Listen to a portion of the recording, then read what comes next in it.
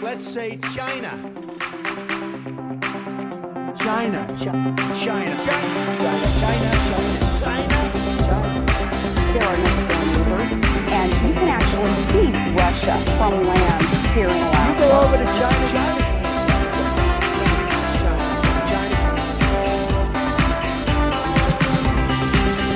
I did not have sexual relations with that woman.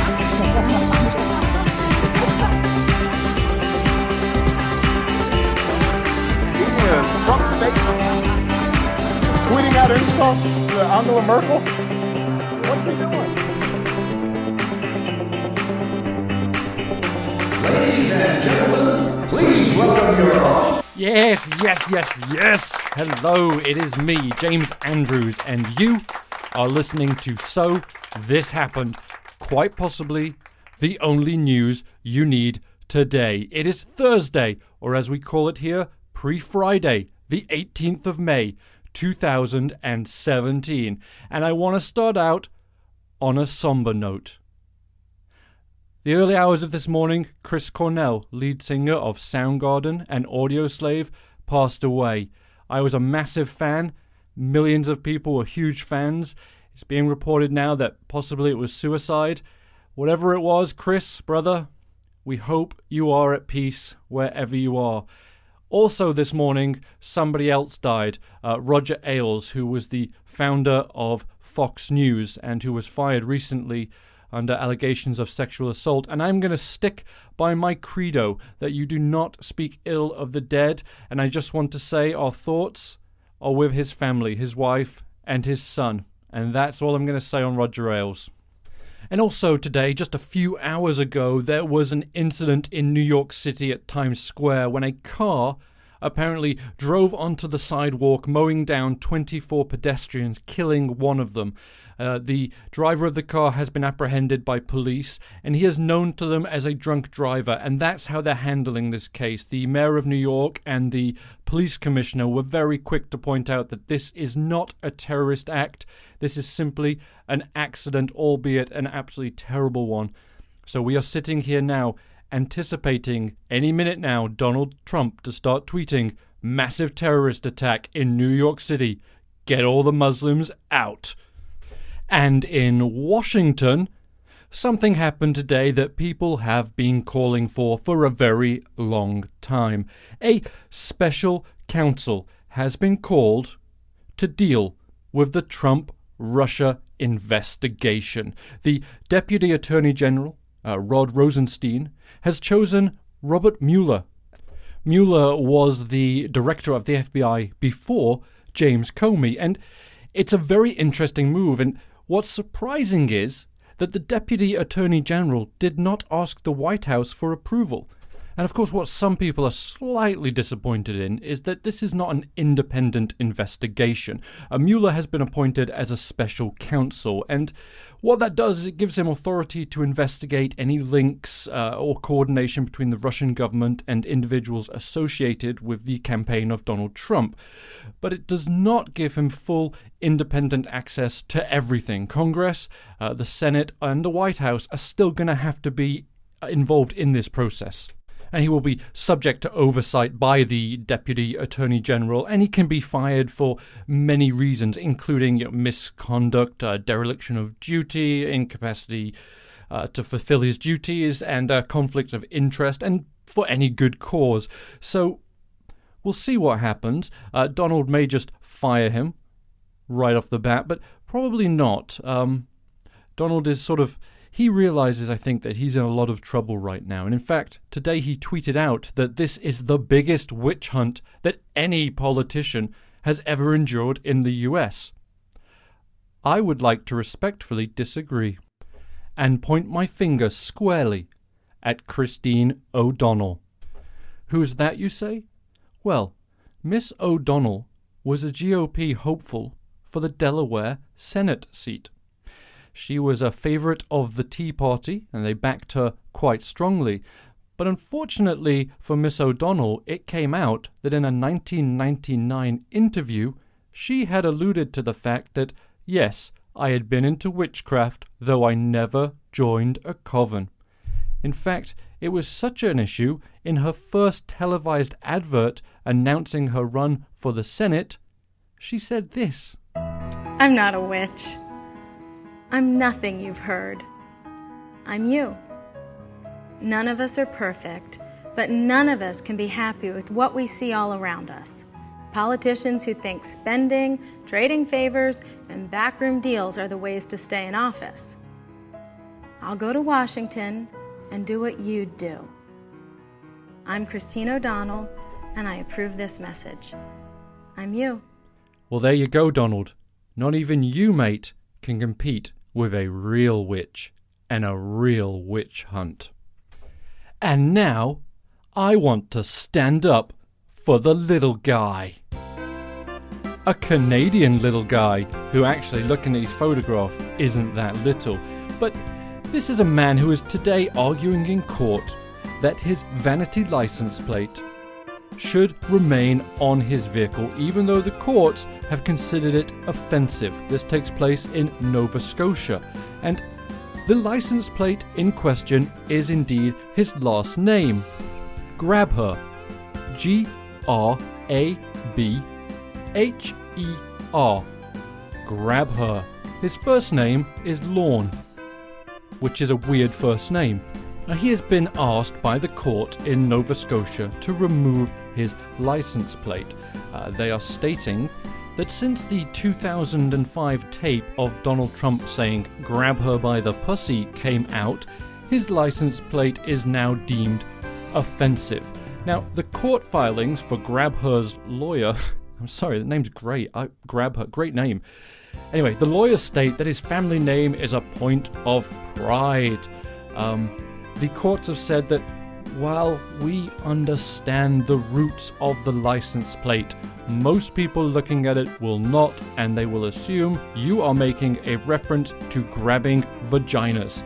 As indeed one lady did when in October 2016, she made a complaint about the license plate and described it as misogynistic. Mr. Grabher is deeply offended and humiliated by the cancellation of his plate, and Mr. Grabher, from all of us here at So This Happened, I hope that you are allowed to keep Grabher on the back of your car. Good luck, mate. Good luck. And I hope you enjoyed our nice little Canadian country music. I don't know if they listen to country music in Canada. I assume some people in Canada listen to country music. If anybody can confirm or deny that for me, that would be great. But I think probably it's true, right? Oh, good. Anyway, there is somebody at the door. You know who it is. He's been missing for 2 days, but he has returned. Trump Vader is here. Yes, Trump Vader. Trump Vader, come in. Come on. Yep. Hey, how are you? Oh my God, Trump Vader, you smell like a fucking distillery. What? You're wobbling. Are you okay? You want sit there? Have a seat. No, sit in that seat. You're okay. Okay, Trump Vader's here, but he is. It looks like he's been tying one on for the last couple of days. I mean, it's amazing. It smells Scottish in the studio right now. It really does. Okay, he's got a tweet that he's going to attempt to read to us. You are okay. He's all right. He's coming up to the microphone. So, ladies and gentlemen, a very drunk Trump Vader. With all the illegal acts that took place in the Clinton campaign and Obama administration, there was never a special counsel appointed. Okay, Trump Vader, let me... You're okay. Okay, have a sit down. Okay, on the floor. That's okay. No, okay, you're getting up. He's up. Okay. Let me just kind of paraphrase what you just said for the audience in case they couldn't hear what you were saying. You were basically saying that all the illegal acts that took place in the Clinton campaign and Obama administration, but nobody ever assigned a special counsel to them. Is that what that is? You're very upset about this, aren't you? Clearly, you are.